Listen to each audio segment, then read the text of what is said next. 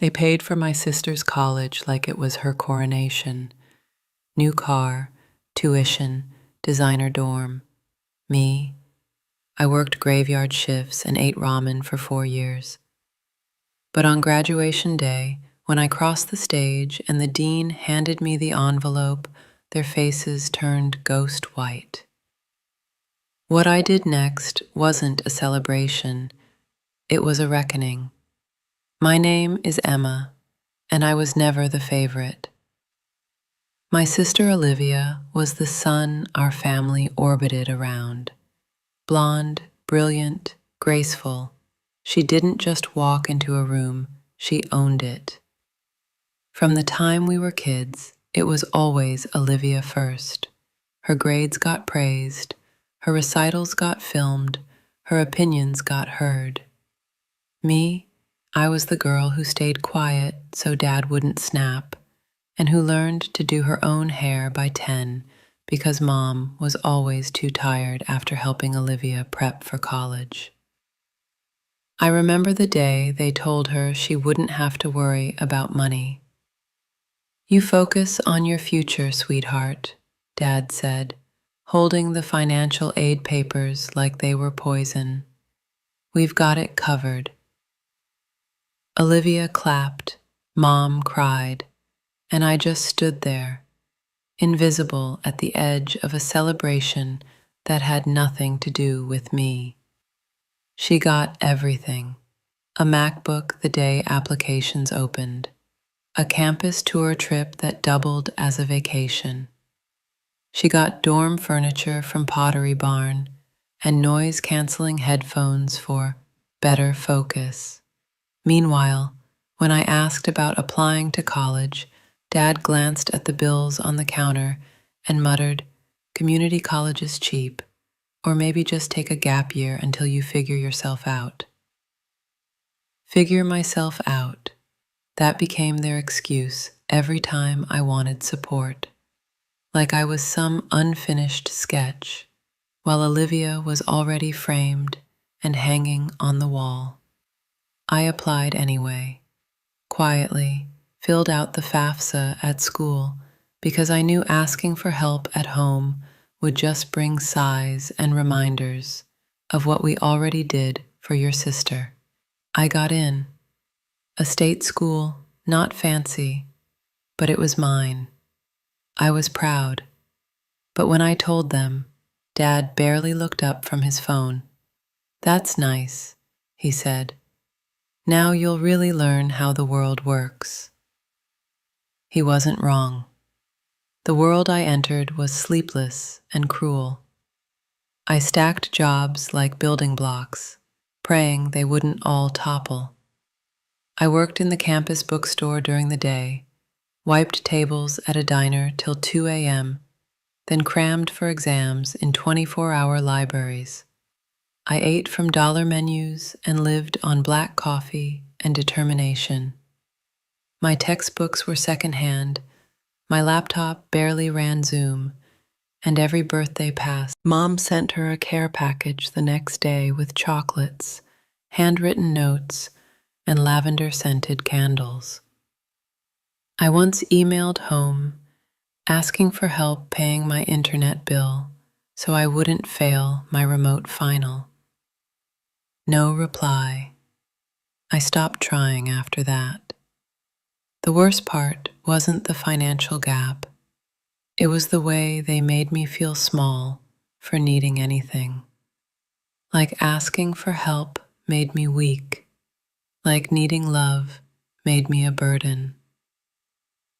"Olivia's going places," Dad once told a family friend while I washed dishes in the kitchen. Emma's still figuring things out. I never corrected him. What was the point? In class, I smiled. I joked. I told people I was on a grind era and made being broke sound trendy. No one knew I cried in bathroom stalls, that I kept extra socks in my backpack because our apartment heater didn't work and I couldn't afford new boots. I hid the truth behind straight A's and forced laughter. I didn't want pity, I wanted respect. But no matter what I did, it felt like I was chasing something I could never catch, my parents' belief that I was enough. Every time I saw a family posting their graduation countdowns, their group photos, their proud captions, something cracked inside me. I knew I wouldn't have that. I knew the only people who might show up to my ceremony would do it out of obligation, not pride. Still, I kept going, kept working, kept pushing. Because somewhere in the silence, in the loneliness, I found something Olivia never had to build: grit, fire, hunger. And that hunger, it was about to change everything. And for 4 years, I disappeared, not physically. I was still here, in the corners of group photos, at the back of classrooms, on shift behind some greasy diner register. But emotionally, I was a ghost, the kind no one notices unless you drop a plate or cry too loud. College was never a dream for me. It was survival, the only way out of the house where my worth had always been compared to my sister's shine. Olivia, the star, me, the satellite. But the thing about satellites is, they see everything from the dark. The first semester nearly broke me. I remember standing in line at the student store with my list of required books in one hand and my debit card in the other. I prayed the balance would cover it. It didn't. I had to put two back, used editions with highlighter stains and torn covers. I lied to my professor that on weekends I doubled up shifts, breakfast through dinner, and graded papers in the staff closet on my break. My body ached, my eyes stung, my heart was empty. I got sick once, a nasty flu that had me shaking under 3 blankets in a drafty dorm. I called home, left a voicemail, told them I didn't need anything, just wanted to hear a voice. No one called back, not for my birthday, not for Thanksgiving, not even the Christmas I spent alone in a shared apartment, heating up a microwave dinner while my roommates went home to hugs and ham dinners. I watched Olivia's stories that night, twinkling lights, clinking champagne glasses, matching pajamas with mom and dad.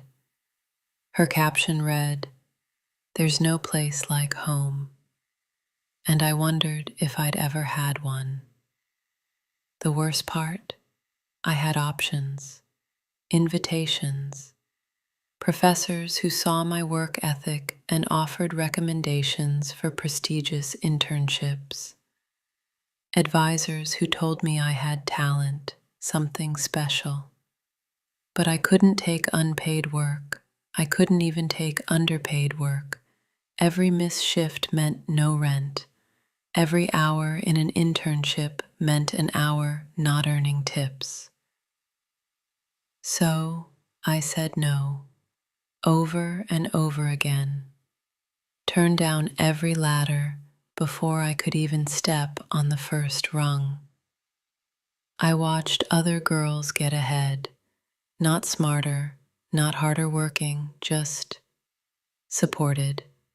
Their parents paid their phone bills. Their parents wired rent. Their parents showed up.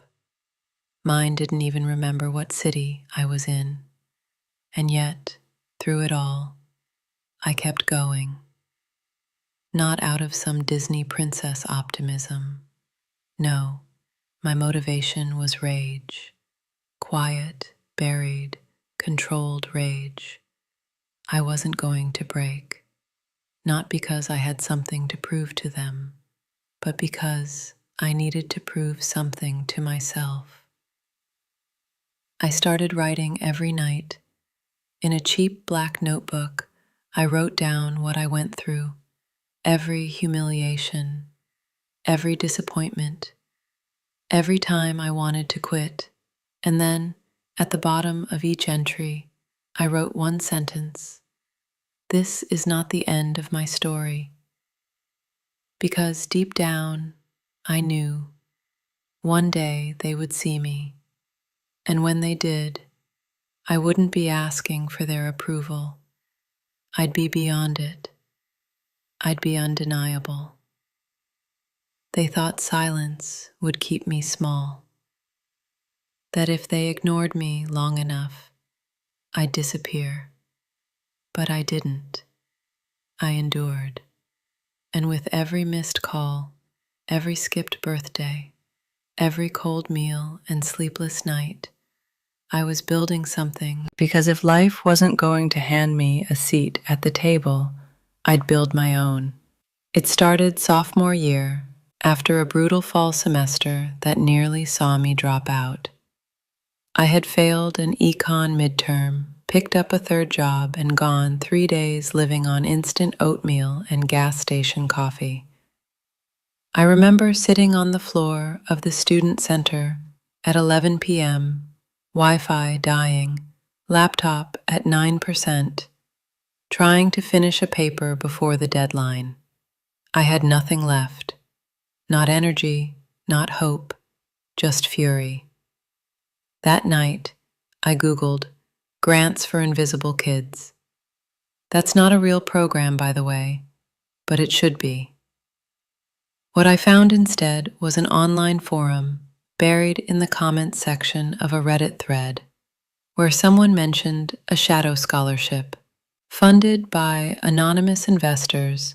It was meant for students who were acing school despite having no safety net. No rich parents, no family support, just grit. They didn't advertise it. You had to dig. You had to prove you were paying attention. Challenge accepted. I stayed up all night hunting it down, weaving through nonprofit databases, school archives, financial aid loopholes. And I found it, the Cypress Initiative, one-time payout, meant to fund students with scalable vision and proven personal adversity. It didn't just require grades, it required a plan. And lucky for me, I had one. See, while Olivia was posting photos from rooftop bars in New York, I was sitting in on business seminars I wasn't even registered for. I'd walk in with a hoodie and pretend I was just lost, then sit quietly in the back and take notes. I learned the language of investors: risk, return, burn rate.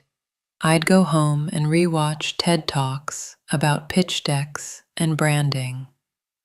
I wasn't just trying to survive anymore. I was laying bricks. Because in between classes, I'd started something of my own. A rough idea, a web-based platform that connected overworked students to part-time virtual tutoring gigs, flexible, low pressure, and entirely remote. I called it Bridge Space. It wasn't flashy yet. It was a wireframe on an old laptop with laggy Wi-Fi and coffee stains on the keyboard. But it was real, and more than anything my family had ever handed me, it was mine. I didn't tell anyone, not my roommates, not my professors, definitely not my parents, because I knew the moment I opened my mouth, someone would tell me it wouldn't work, that I needed a team or capital or more experience. I didn't want advice. Clocked back in and wiped down the soda machines like nothing had happened. Weeks passed. I didn't think about it. I couldn't afford to hope. Hope was dangerous. But then it came. An email at 6:03 a.m. on a Tuesday. Subject line, Cypress Grant a Wind. I stared at it for a full minute before opening it. Then I read the words that would change everything. Dear Emma, congratulations. You have been selected for the 2024 Cypress Initiative Entrepreneurial Fellowship. This grant includes $200,000 in unrestricted seed funding for your submitted project, Bridge Space. My hands shook. I reread it 5 times. Then I cried. Not loud, just a silent sob, sitting cross-legged on my bed in the dark, with a blanket around my shoulders and the radiator rattling in the background. I didn't tell anyone for days, because this wasn't about flaunting it. This was about finishing it. I called a student developer I'd met at a networking event, paid him a retainer, used the money to upgrade my equipment, paid off my student loans in one click, bought groceries without checking my balance. And then, finally, I ordered a cap and gown. Graduation was coming. And what they didn't know was that I was about to walk across that stage, not just with a degree, but with a future they couldn't control.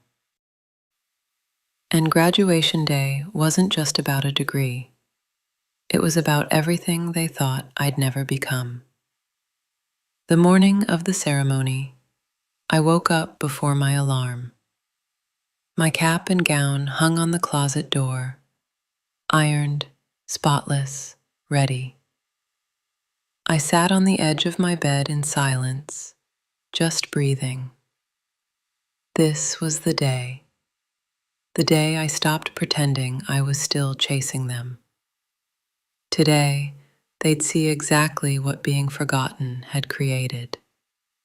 I hadn't invited them, but I knew they'd come. Not because they cared, but because Olivia would insist on being there, to be seen, to post the story, to play the perfect older sister standing beside the struggling little one who finally made it. And just as I expected, I spotted them as I walked into the auditorium. Front row, all smiles, Mom in pearls, Dad in his old sports coat, Olivia holding a latte and fixing her lip gloss using the camera app. They were talking to a group of other parents, probably bragging about how they supported both their girls through college. It made my stomach turn, but I kept walking. Backstage, the energy buzzed. Faculty checked their clipboards, and the dean, a sharp-eyed woman with a voice like gravel and gold, motioned for me. You ready, Emma? I nodded, as I'll ever be. I could see it in her face, the pride, not the forced kind, but the earned kind. She had watched me claw my way up the academic ladder, one brutal semester at a time. She knew about Bridge Space. She knew about the Cypress Grant. She was the only person who knew everything. And she was the one who approved the final surprise, the one that would change everything. The lights dimmed. The ceremony began. Rows of names echoed through the hall as one by one, caps bobbed down the aisle and tassels swayed like pendulums, counting down to my moment. I kept my face calm, my breath steady, but my pulse was thunder. When they announced me as valedictorian, the room clapped politely, except for my parents, who suddenly clapped too hard, like they were trying to make up for every year they hadn't shown up. I walked to the podium, adjusted the mic, and looked at the sea of faces. 1,000 people, maybe more, all waiting for a speech full of hope and gratitude. Instead, I gave them honesty. Good afternoon. My name is Emma Carson, and like many of you, I didn't take the easy road to get here. My college journey wasn't sponsored. It wasn't smooth. It wasn't safe. I didn't come from Sunday brunches and care packages. I came from skipped birthdays, from silence, from being told, "You'll figure it out." The room shifted. Some students nodded. Some parents squirmed. I worked 3 jobs while taking 18 credits.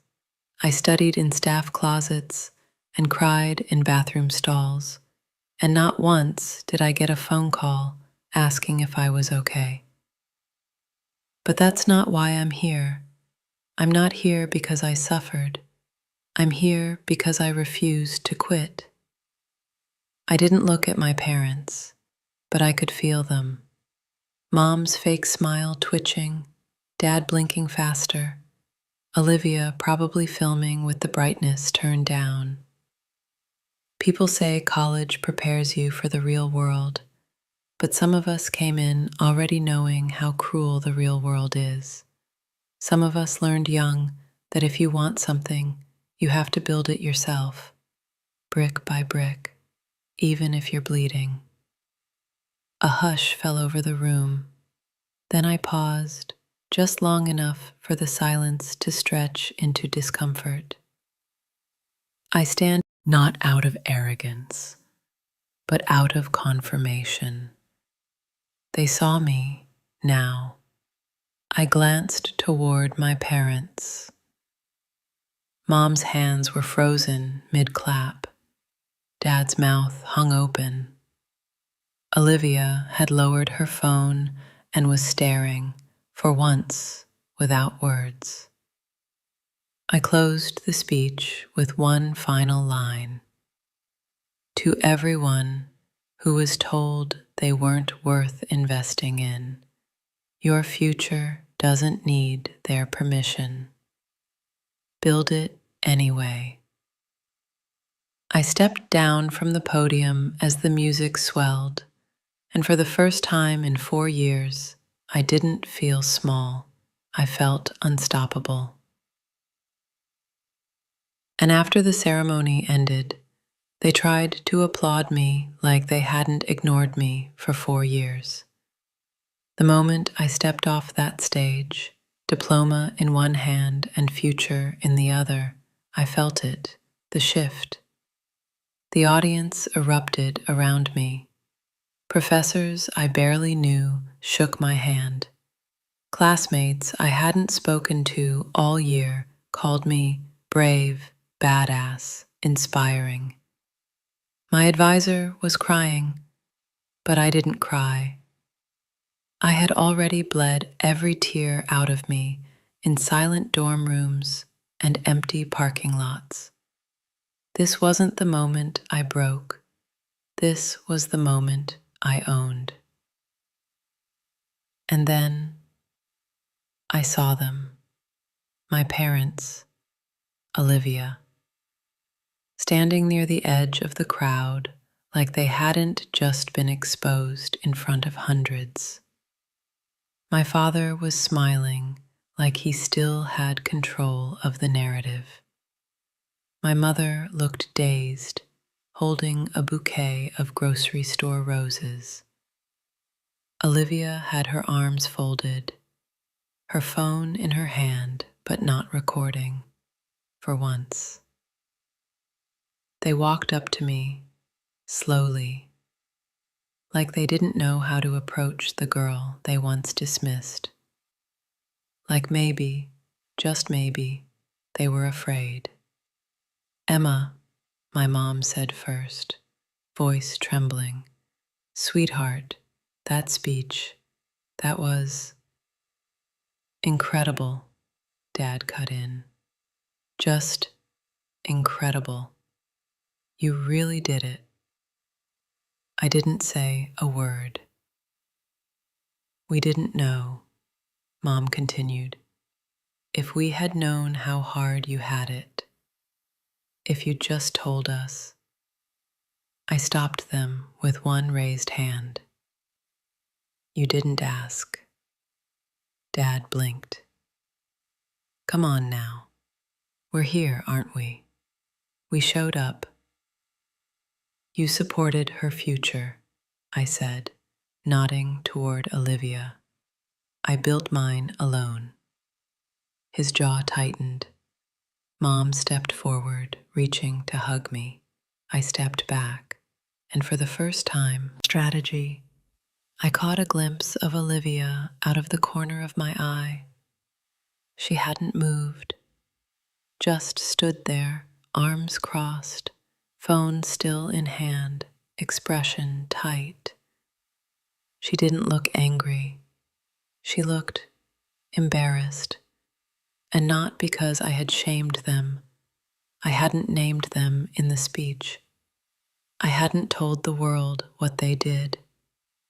But she knew, and worse, she knew that I knew. I had said everything I needed to without saying their names, and now the story wasn't hers anymore. For years, Olivia had been the face of the family, the golden one, the girl they paraded at dinners and in Facebook albums. But now, the cameras were pointing at me, the forgotten daughter, the one who turned silence into strategy.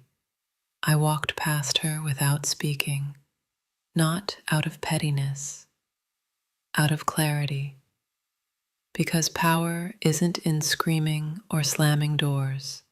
It's in choosing when to close them softly behind you, so quietly that they never hear you coming until it's too late. That night, articles started going viral. Self-made student secures $200,000 grant after working 3 jobs through college. Valedictorian's mic drop moment goes viral. You supported her future, I built mine alone. Hashtag Emma Carson trended, not for the tears, for the triumph. People messaged me. Professors invited me back to speak. The Cyprus Initiative reposted my speech. Founders, CEOs, and venture capitalists reached out. My phone lit up like a Christmas tree. My name, the one they used to forget, was now everywhere.